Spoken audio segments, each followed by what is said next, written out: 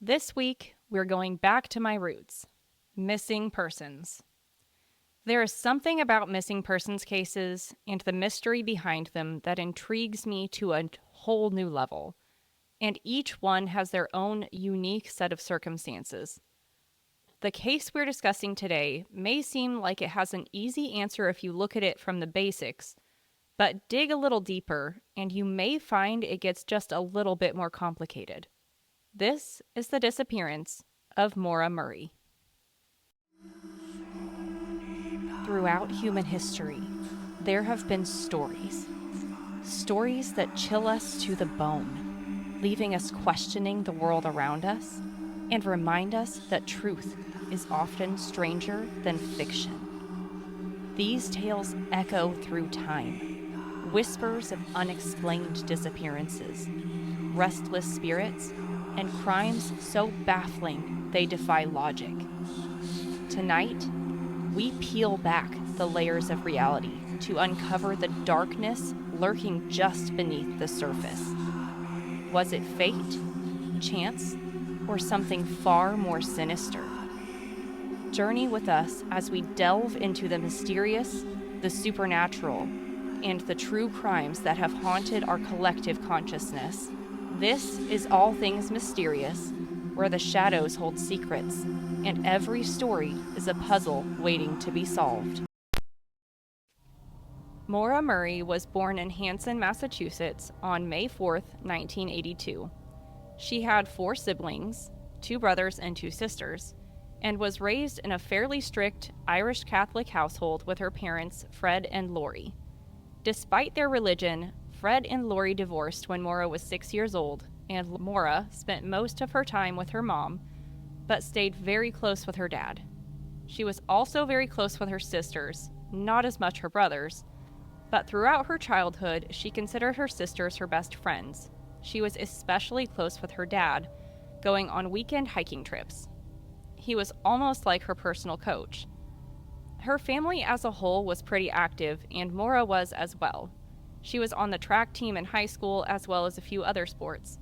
And when it came time to enroll in college, she followed her sister, Julie, to enroll in West Point Military Academy. Very few people who apply to this school actually get in, but after a few semesters, she transferred out. At first, you'd think maybe it just wasn't the right fit, but more was going on underneath the surface. I don't know much about this case, which is kind of weird since I mentioned this case in the Crime vs. Cap. But I don't really I didn't do a full deep dive in any of these cases, especially the ones that I didn't know. But this one definitely seems kind of interesting. But again, it's missing person, so, I just added that one to the list to give you an easy answer. And then it bit me in the butt. It did, because I actually knew it. Yeah, I can't remember if that was the last question or the second to last. I feel like it was the second to last. Yeah, I think so. I mean, either way, you would have still won because you got the last 2, unfortunately. But I don't know. Seems interesting. Don't know much about it. It's missing person, so The biggest takeaway on this is just knowing kind of how she grew up. It's important knowing the rest of the story, how she grew up, right? She was really close with her family, and knowing how the rest of the story plays out, we need to know how she was raised. She was big into athletics. Her father was a really big supporter in that. Her whole family was a really big supporter in that. She was extremely close with her sisters, right? So when I talk about her disappearance later on, this is really important to know. Noted. At one point while at West Point, she had been caught stealing cosmetics. This seemed to be completely out of character for her and her family and her friends, and she received a disciplinary action from the school. Ultimately, whether it be because of this or other reasons, she decided to leave West Point and enroll in the University of Massachusetts Amherst for a nursing degree. All seemed well for a little while, but in November of 2003, Maura was caught using someone else's credit card to order a lot of food. The charges were ultimately dismissed, provided that she paid the girl back. But it just feels like Maura started changing as a person, and no one knows why. On the night of November 5th, 2004, Maura was working a shift at school in security when she answered a call and ended up almost catatonic. She wouldn't say anything except, "My sister." She was crying, but also completely blank in the face, so she was sent home. This was an isolated incident. On February 7th, her dad met her to go car shopping because her car just kept breaking down and she needed it for travel to school and work.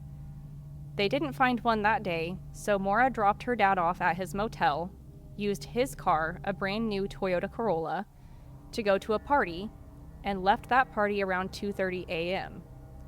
Around 3:30 a.m., she hit a guardrail, totaling his brand new car. There was no record of a sobriety test given. Then, she was driven to her dad's motel room and stayed there until morning. Her dad was not angry about the car, insurance would pay for it. He was just happy that she was okay. Maura agreed to get some forms from the police so that they could file the insurance claims. He got a rental car the next day and went back home. I have questions. He lives in a hotel room? No, he stayed in the hotel when he went car shopping with her. Oh, okay. I was like, he's got a brand new car, but he lives in a hotel? That's kind of weird. Anyways, so not saying that he didn't handle it correctly. The fact that he supposedly didn't get mad when she totaled his car. I think he would have got at least a little mad, even though insurance will pay for it. It's still going to be expensive. Because obviously insurance doesn't pay for anything without us paying for it first. So it just seems that he had no negative reaction at all. Some kind of negative emotion. No, I agree with you on that. But like in every interview he's ever done, even like directly after, and this is very close to when she actually went missing, he seemed really calm. If I had done that, I would have gotten my ass handed to me. Yeah, I mean, my parents would have been pissed off and definitely yelled at me. They too would have been happy that I was okay, but totaled a brand new car, that's a big deal, regardless. And then you have to go through that, depending on what insurance you have. I mean, there could be a fight with the insurance. Even if you got a crappy insurance provider, there could be even more of a fight. Based on the fact that he got a rental car the next day, unless it was a rental car that he paid for himself. It sounds like he might have a halfway decent insurance. But I don't know. I can't get past that detail. Like, to me, it almost seems like he edited what happened to avoid suspicion on himself type thing. It does seem really, really weird. But again, like, her and her dad were super close. I have no idea, because it's honestly not spoken about too much, if the rest of the kids were as close to her dad, because they did go on a ton of family vacations. So it's definitely possible, but I don't know. Like, it does seem just to me really weird. Like, my dad he's passed away, but I was really close with my dad. Frankly, while I know my dad loves me, his first reaction would have been like, "You're okay?" I would have been like, "Yeah, I'm okay." And then grounded for the remainder of my life. Yeah, that's what I'm saying. Like, it's so odd that I just can't get past that part. You add that to the fact that she's been acting out lately and almost changing her personality. My first thought would be either she got into drugs or alcohol. At least as a parent, based on everything you've said so far, that would be my first thing, is that she either was drunk or got high and then crashed a car.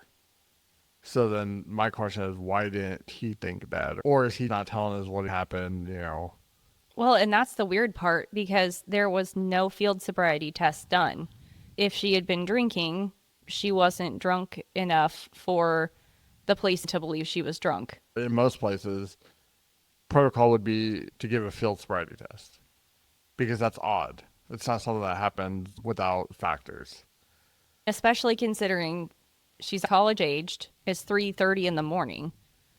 That just screams, I've probably been out at a party. When this happened? November 7th, I meant year. 2004. Yeah, there's no way they shouldn't have done a field sobriety test. There's so many oddities. Her behavior is odd, but not super odd because teenager rebellion. But the behaviors of people around her that are really odd, especially her dad. I don't know any parent that wouldn't at least get a little upset, even at just the inconvenience of having to deal with insurance. Nobody likes dealing with insurance.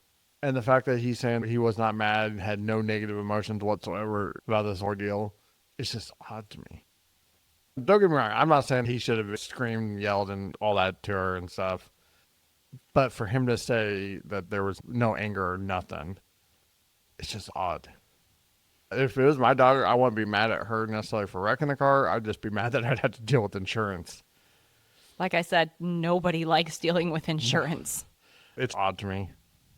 Well, believe it or not, from here, things get even more weird.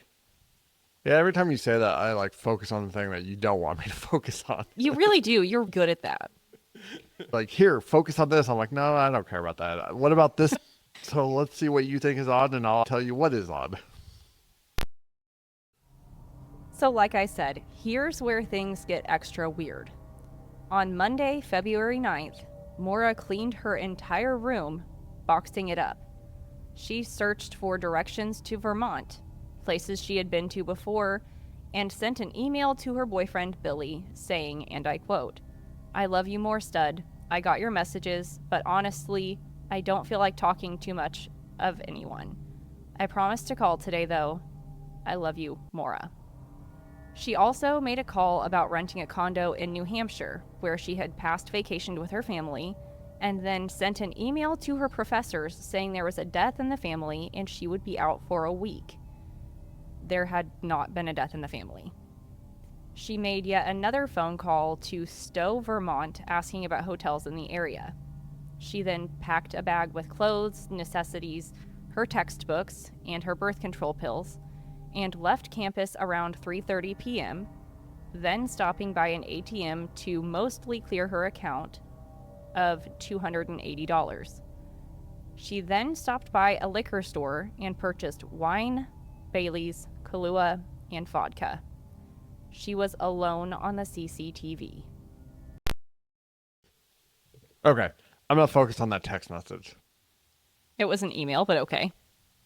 To her boyfriend? Okay, now I'm even more weirded out. Who the fuck emails the boyfriend or girlfriend? Back then, we had flip phones and you had to pay per text message. It was an email. Yeah, and I still sent a million text messages. I vaguely remember that time as well, but she emailed him fairly often instead of text messaging. I'll be 100% honest. I don't think I've ever emailed anybody anything personal. I think I've always just texted. Keep in mind, she had probably grown up emailing rather than texting. While we had grown up texting, she grew up emailing. How old was she? 2004, she was 21. I know she was old enough to buy alcohol. 83, right? She was born in 82. 82. Okay. Well, that's what I was asking. So she's 6 years older than me. Regardless, we all kind of grew up in the birth of technology. It's weird. But, focus on something else. It was a weird time back then. It was. Data was free. You basically got unlimited data. It was slow as fuck, but you had free data. Wait 10 minutes for this website to pop up. Text messages were 10 cents a message or something. Yeah. I don't even remember. I know it was you got 1,000 free messages or something. I just remember it costing so many cents per message and me racking up a really, really expensive bill, and my mom was ready to absolutely kill me. Yeah, that was the good old days when you could text basically blindfolded. Give any millennial an old flip phone and we could probably still text without even looking at the screen. Heck yeah. Good old T9 messaging. Oh man, that was the greatest thing in the world. I seen a meme the other day where it had just a bunch of numbers, but it was the T9 thing. I was like, oh. I can decipher this. But anyways, weird that she sent an email to her boyfriend. I don't know. That just feels impersonal to me. Like, it's emails someone I'd send a coworker or insurance company, not something I would like email. I want to email my girlfriend. So that's kind of weird. The way I understand it, she had an odd phone plan, so I'm not sure that she always had the ability to text. I wonder if she went to emails because that was what she had available.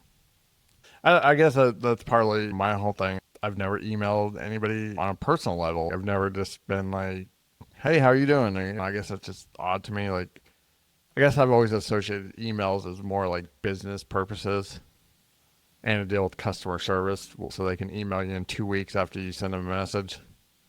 Touche. Now I totally forgot what the rest of the stuff you said. There was something else that I wanted to bring up too, but I can't remember what it was now. She boxed up her entire room. She searched for directions to Vermont, sent an email to her boyfriend. She made a call about renting a condo in New Hampshire. She made a call to Stowe, Vermont, asking about hotels in the area. She packed a bag with clothes and other stuff and left campus around 3:30, cleaned out her account, stopped by a liquor store. Yeah, I've used the death in the family thing to get out of college before for a week. Sometimes you just need a break. It was a lot easier back then. I don't think you could do it now. Nothing really sounds extremely odd at this point. The fact that she boxed her entire room up isn't odd to you? No, I mean, are we talking about her dorm room or Yeah, her entire dorm, including the wall art and everything. She boxed every single thing up. maybe she just didn't know if she really wanted to be in school or not? We've all had those moments where we don't know if what we're doing with our life is what we want to be doing. Maybe she just wanted to take a break and figure things out, see if that's what she wanted to do or not. If it wasn't, maybe she just didn't want to go all the way back and have to do all that. It's not super odd, but I'm kind of weird, so I don't know if I could leave. I hated leaving stuff in my locker at school for a long period of time. I always had those nightmares where I'd just forget to go into school on the last day and all my stuff would be stuck there forever. You are so weird. I'm not denying that. So I don't know. On the surface, it doesn't seem odd to me. I can see a reasonable explanation of why she did it. To me, it seems super weird. But again, I've talked about this before. If I ever go missing and someone looks at my day-to-day life, I'm sure it's going to seem all odd to everybody. You're freaking weird as hell. I'm not denying that. I mean, even back then, I used to skip school in high school just to go sit at the falls and watch the water. That's not weird, actually. Most people skip school to do something fun. It doesn't seem super odd to me, I guess. Like, not... I mean, I guess since it doesn't seem odd to me, it probably is a little odd, but I don't know. Like, nothing screams to me, this is criminal or something happened, or it just seems like someone that needed a break from life. I do believe that something definitely happened to her. Her personality changes. Something happened. I can almost guarantee that. Like, with all the other pieces coming together, I feel like she was at least mentally going through something. I don't know what, but I feel like she was at least going through something, and nobody knows what it was. Someone knows. Again, I can't shake the whole email to the boyfriend thing. There were a whole lot of emails. They corresponded via email all the time. I guess, it's probably normal, maybe, and it's maybe just I'm hyper focusing on that for no reason. But like I said, to me, emails just seems impersonal. I mean, I guess technically it's not much different than letters, but I don't know. I think you're just being weird on that one. I don't know. There's nothing really seems odd so far. Definitely think something happened to her, and I think somebody knows more on that than what they're saying. But other than that, I don't know. The next sighting of Maura was unfortunately when she wrecked her car. Around Woodsville, New Hampshire, a homeowner heard a crash and went outside to investigate.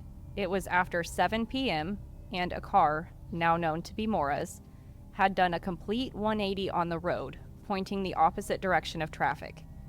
At 7:27 that night, she reported it to the police, saying she saw a man inside with a cigarette, but later said it could have just been the light from Maura's phone. Later that night, a school bus driver came across the scene and spoke with Maura, who was outside the car. She said she had already called AAA and begged him not to call the police. She seemed physically okay, just cold, so he left, but did call the police and report the accident when he got home. He made the call at 7:43 p.m. There is no record of a phone call to AAA. Police arrived at the scene at 7:46, but Maura was nowhere in sight. The car had hit a tree on the driver's side. The windshield was severely cracked, both airbags had gone off, and there were red stains all through the front of the car. But it wasn't blood, it was red wine.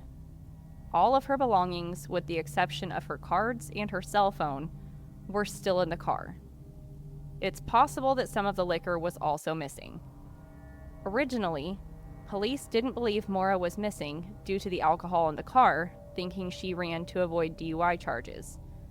A responding officer and EMS searched the area, but were unable to find Maura. Her car was then towed away. The next day, around noon, she was finally listed as missing.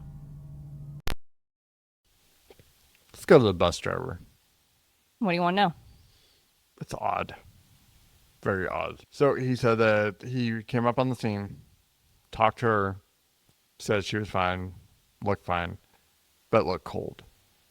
So then he just leaves? She said she had somebody coming, and just to take care of her if he could, he went ahead and called the police to make sure that somebody was coming out. He waited till he got home. Yeah. What kind of bus? Like a school bus? Or yeah, like a school bus. So he would have had a radio in there so he could have called his dispatch to call the police. Maybe. It wasn't really a life or death situation. It seems odd to me. This guy's the last guy that sees her alive, basically. There was a sighting from somebody else who saw her a few miles down the road. However, that wasn't reported until a few months later when it was all over the news. So probably not legit. They confirmed with clothing and everything else, they were pretty sure it was her. He didn't know until he was watching the news and he was like, wait a second, I'm pretty sure that was the girl that I saw walking down the road. And it matched the description perfectly, but it wasn't until 3 months later that he called the police because apparently he doesn't watch the news very often. We've talked about this before. Eyewitness accounts are very inaccurate and really can't be trusted. I don't necessarily believe it just because several months already passed. You see somebody walking on the side of the road, you're not really going to pay close attention to that. You know, because honestly, like you see somebody walking on the road, you may glance at them, but 5 minutes down the road, you're not going to really remember anything about them. Just, hey, there's a person walking down the road. So I think maybe he heard the details and kind of fit the details in that for it to stick in his mind for months, something had to have happened for it to stick in his mind for that long. You would think so. So unless he's just not telling us something, I don't think that sighting has anything to do with the case at all. Could have just been a random person walking down the road. That's why I didn't include it very much because, yes, it's supposedly a sighting, but it doesn't change anything. The last sighting we know 100% confirmed is the school bus driver. Yes. Suspect number one to me. It's just too many oddities. If someone's cold, why didn't he allow her to get on the school bus to warm up a little bit before he left? I assume there's some regulation for that. Yeah, again, though, like someone's cold and they're going to be sitting on the road for, you know, who knows how long. It just seems like the decent thing to do. And the fact that nobody sees her after the school bus driver leaves is just weird to me. And then the other weird thing, why is the school bus driver out like at 7:30, 8 o'clock at night? There's all sorts of reasons they could be out. Could be finishing up from a school trip, anything along those lines. Yeah. More questions, though. Something's odd about the school bus driver. Like 2004, cell phones are starting to become really popular at that point. I think most people probably have one at that point. I forgot to mention, this is a really bad cell service area. The roads were very snowy and very icy. It's very possible there was not service anywhere where they were at. So as he may not have been able to, due Yeah. to at least service. Yeah, but then you still got the radio. He could have radioed it in and they could have called it in. Because you said that she was in the middle of the road, right? Her car. She was on the side of the road. She'd hit a tree, so she was off the road. Leaving someone there in icy conditions at nighttime is just really odd to me. Because a lot can happen. I mean, someone can come flying down the road, hit her. I get it, but as a single woman, I would not be getting in somebody else's vehicle.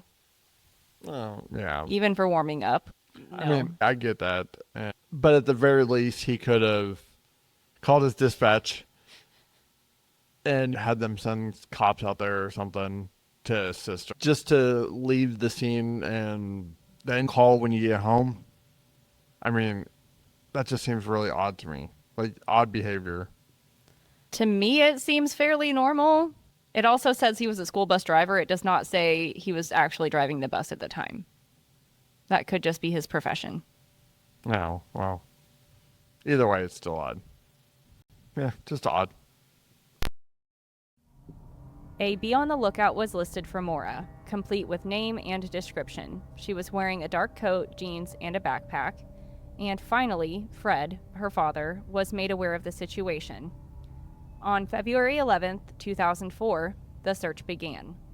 Using one of Maura's gloves, a tracking dog followed her scent about 100 yards until the scent abruptly stopped, leaving police to believe she got into another vehicle.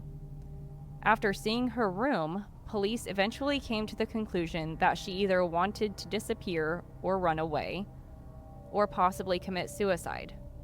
But her family refused to believe this. Everyone, at some point, was questioned in her disappearance, including her boyfriend, and determined to not be involved. However, none of those tapes have ever been released. Cadaver dogs, helicopters, thermal imaging, they have tried it all to find Maura, but Maura has yet to be found. Her family is sure she must be dead by now, but they still want any answers that they can get. That's odd, because normally the family of a missing person, I mean, logically, I think they realize that if they've been gone for a long time, they're probably dead. But it's an inability to, like, say that out loud, because then it makes it true type thing. So for them to kind of come forward and say, she must be dead, just seems odd. Her family is almost certain that something bad happened to her. There's a few theories that we'll go over here in a little bit, but her family is just sure that it definitely was not suicide, that it was something else, that something bad definitely happened, and that she must be dead. I agree with them, but why? We've talked about missing person cases where it's been decades. I don't think the family gives up on their kid. Like the Solder children. They never gave up and never thought they were dead. Even though they probably were. Oh, it's weird. Almost every missing persons case I get, my kid is still alive. I'm sure my kid is still alive. This one, they go the opposite direction. I find it odd. She is extremely close with her sisters and dad.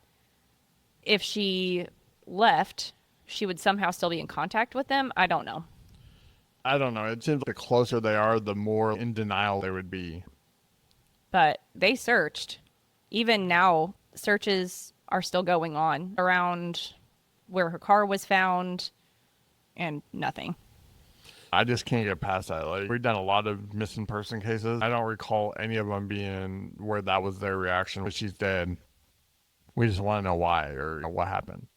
It is a different reaction than we usually find. Very different. Almost to the point where it seems like they know she's dead. How do they know that? There's something weird. This is by far the weirdest. Even if the evidence points to someone being dead, you don't want to believe it until you see the body. Why don't they? No idea. That's just weird to me. It's like they know more than they're letting on. I hate to say that. And then there was a lot of weird stuff she was doing. My question would be, what caused it?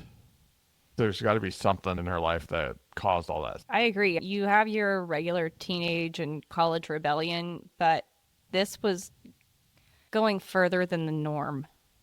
For someone's personality to change drastically, there had to be a catalyst, some event they're just not saying.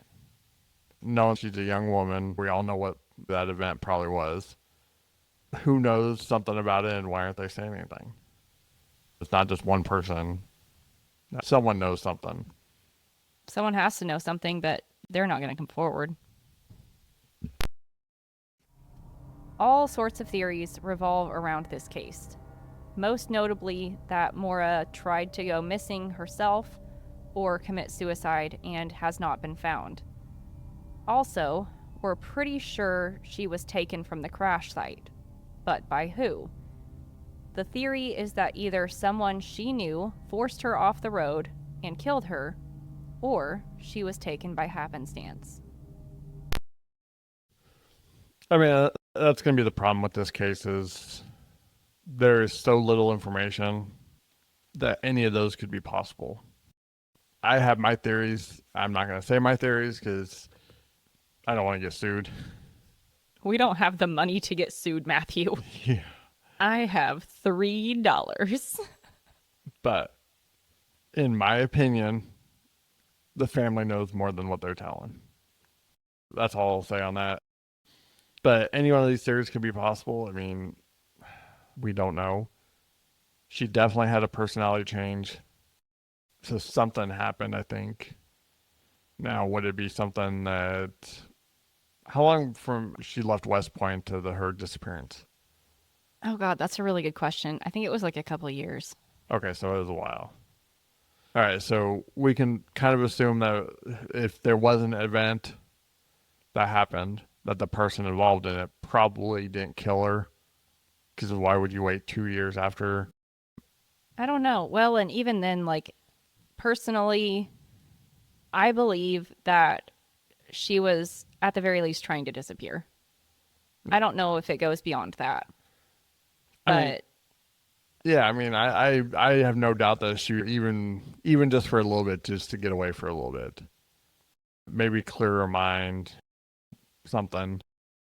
But if she was, that brings up a whole new set of questions. Like, was she trying to run just to get away for a little bit, or was she trying to run permanently? And if it was permanently, who was she running from? The fact that she left school and didn't contact any of her family is really odd, especially with everything else. Yeah, especially being so close to her sisters.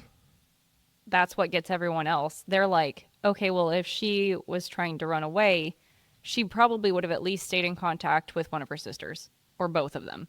Yeah, because I mean, if you're running from something or someone, your first instinct is to get somewhere safe. So why wasn't her first instinct to run to her home? Unless that's where the danger was. I mean, I don't know. Like, there's so much that is just unanswered and so many oddities that, I don't know. There's too many questions in this one. I don't like it.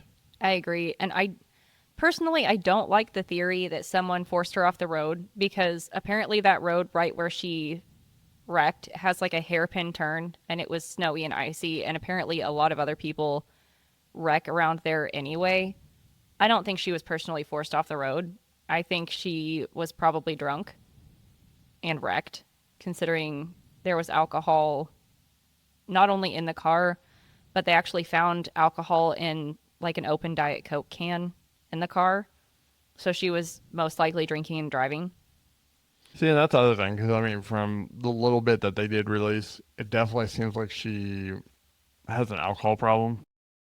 There'd be other signs. Like, it's not something that people wouldn't notice. So why didn't anybody come forward and say anything? Like, there's just so many oddities on this. Because her classmates, friends, even her family, someone should have seen something. But it just seems like nobody saw anything. In my opinion, it just feels like this girl was just completely invisible to everybody in her life. It makes me wonder if that's why this missing persons case blew up, is because maybe she almost was invisible to a lot of people in her life, except for like her sisters. And when she went missing, all of her classmates were like, oh my God, that girl was in our class. Oh my God. But again, her sisters didn't see anything, or at least they didn't release anything. So how did they miss it? They were going to different schools. Well, yeah, but I mean, You know, maybe they only talked through text, or apparently Maura preferred to email, which, whatever. Maybe you couldn't tell very much. I mean, if they're as close as you say they are, they would have noticed something. Something like that, like you can't hide very well. I mean, the only reason most people get away with it is being in denial. But you can tell subtle changes, and I think even emails you would be able to kind of tell something is different. You would think, but I don't know. Maura is still missing today. The greatest mystery in this case is why. We don't know the motivation, whether it be her motivation to leave or another's motivation to take her away. Maura and her family still deserve the answers.